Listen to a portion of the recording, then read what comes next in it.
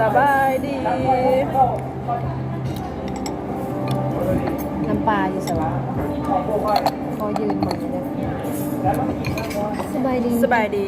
มื้อนี้ก็ร้อยเอก ตุ๊ เล ด ย ตุ๊ดตุ๊ดตุ๊ด ได้มากับอันเพื่อนที่ฮักเนาะเพื่อนที่ฮักก็คือชื่อเนี่ยวันนาลีชื่ออะไรเนี่ย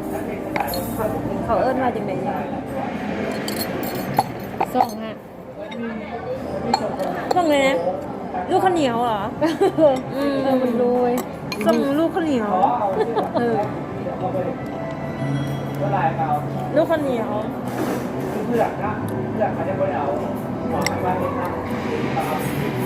มื้อนี้ก็ได้มากินข้าวเปียกอยู่ที่คาเฟ่โนเลย อร่อยมาก วันที่เขาดาวก็เป็นผู้สาวโสดที่ว่าบุมีผู้บุมีแฟนนะเพิ่นนะก็พากันกินเมาเลยนึงแล้วก็พากันมากินข้าวเปียกอยู่คาเฟ่โนบังเอิญกันเลยก็ว่าพอเมาแล้วก็มากินข้าวเปียกแล้วก็สิพากันอยู่ซอยแจ้งแล้วก็บ่พากันเมื่อนอนอีกเด้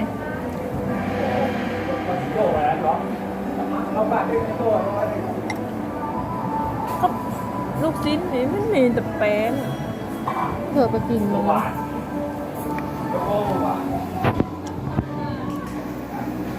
ก็ยาแล้วเขาบริถ่ายบอลเขาจะลินเนาะเขาถ่ายแต่หนาเขาถ่ายได้ทันแหละ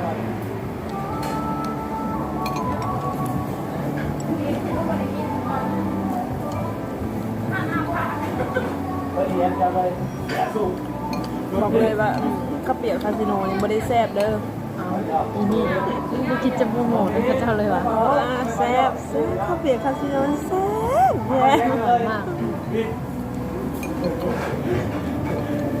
พอกินได้ก็ดึกว่าให้แซ่บเลยถือว่าโบแซ่บไปเลย จากคนบอไทยหรือลาวอ่ะ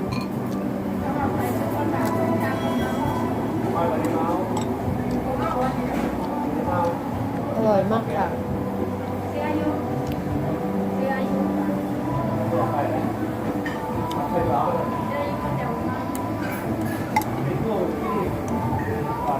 เฮ้ย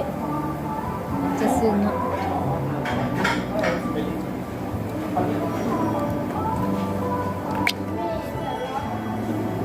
เป็นยังไงข้าวเปียกหมูกรอบแซ่บป่ะ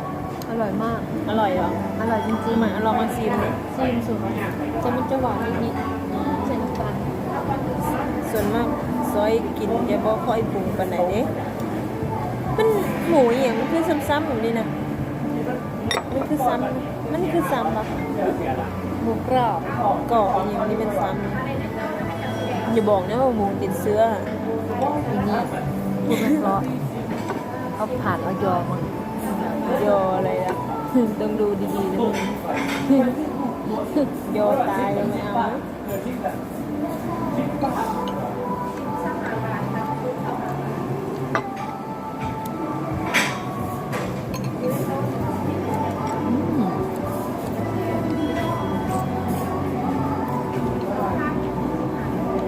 ก็ไปเอาเงินมาอย่างโบราณ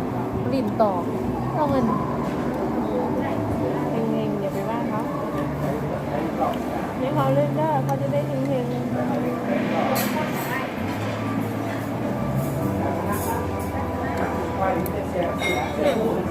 ไปก็ได้กำไรตั้ง200ถึง100เนาะ จะบอกว่าอร่อยมาก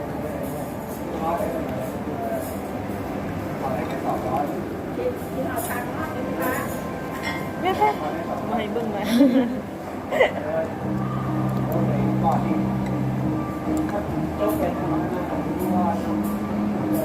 ค่อยว่าเราโมมาว่าสักวานนี่เลย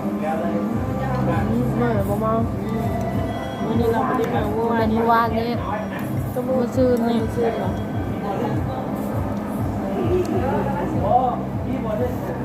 บอกว่าอร่อยมากๆเลยค่ะ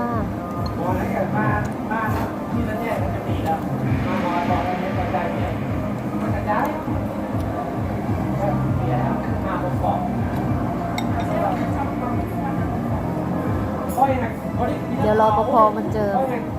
พวกมึงจะถ่ายไหมจะโดน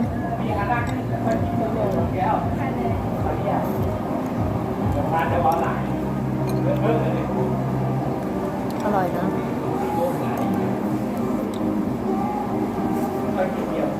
อร่อยหมูกรอบอะไร อร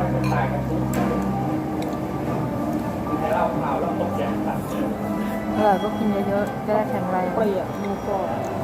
มันไม่กรอบแล้วมันนุ่มเลยแต่ว่า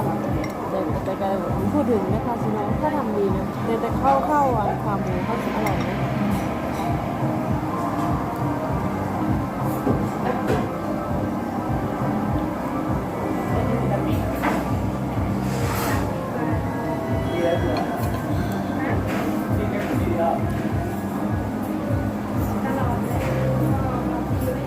ไปไหนอ่ะไปขึ้นเงินเดียว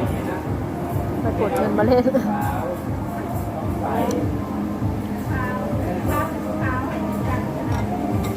โอเคบ๊ายบายบ๊ายบายสิเพี้ยน ได้จอ แล้วมึงกดไลค์กดแชร์ด้วยนะค